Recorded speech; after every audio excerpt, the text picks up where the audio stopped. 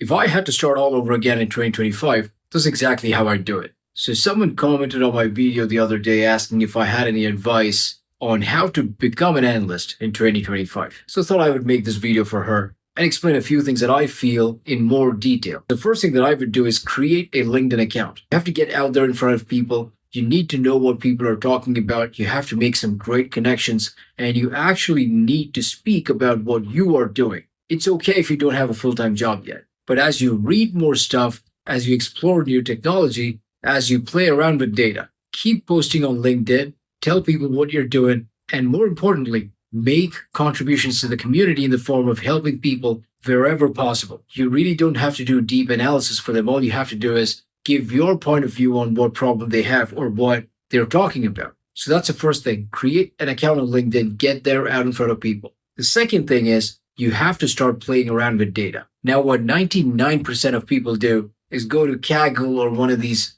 data repositories, they download data and they run a bunch of analysis with bar charts and line graphs and pivot tables and all of that. And they try to beautify it and they try to get as many insights as possible from the data. But that's exactly what you should not be doing. Get a great data set. Let's say, for example, you have an e-commerce data set that you're downloading from the internet. The first thing that you have to do is place yourself in the shoes of the CEO and ask some very high-level questions. Start with questions that matter to you. Do not start with what the data can provide you. And think like a CEO. Think about what exactly you need to increase your top-line revenue, to contain your expenses, and to grow your margins. And once you know what you're looking for, then see what the data can provide. So an example would be, instead of just looking at marketing attributions and how to model them and building forecasts, first try to understand big picture, how much are we spending, how much are we making, and what does the ROI look like? Is this a sustainable operation? How's my sales team doing? How is the handoff of leads from marketing to sales? Try to understand the business from 10,000 feet before you start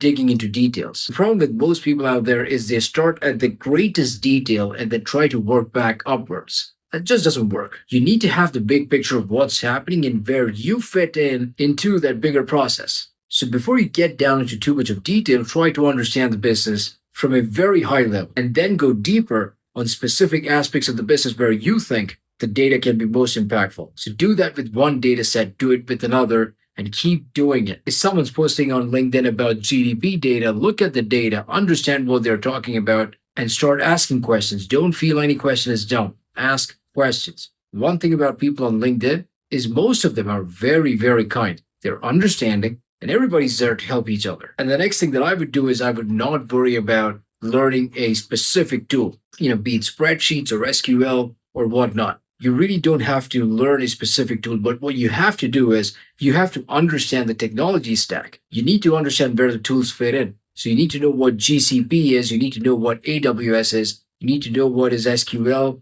You need to know what are the CRMs out there, Salesforce, HubSpot. Again, you don't have to know the details of what's inside of it, but you need to know what these different building blocks are so that when you're talking to someone, you can actually make sense. You need to know what Zapier is or MailChimp is. It's all about knowing what tools you have in your toolbox. And the reason I'm saying you don't have to learn any of those tools in great detail is because of my fourth point, which is you have to get a paid version of ChatGPT. It's a great investment. It's incredible. It's powerful. If you use the paid version of GPT, you'll understand it's light years ahead of the free version. So go for it, make that investment. And for all the tools that you need while you're in the engine room, you can always ask ChatGPT, be it queries in SQL or formulas in spreadsheets. It can help you with all of that. Your job really is to bring together all of these and your perspective of the business. And while you do all of that, focus on building a great community around you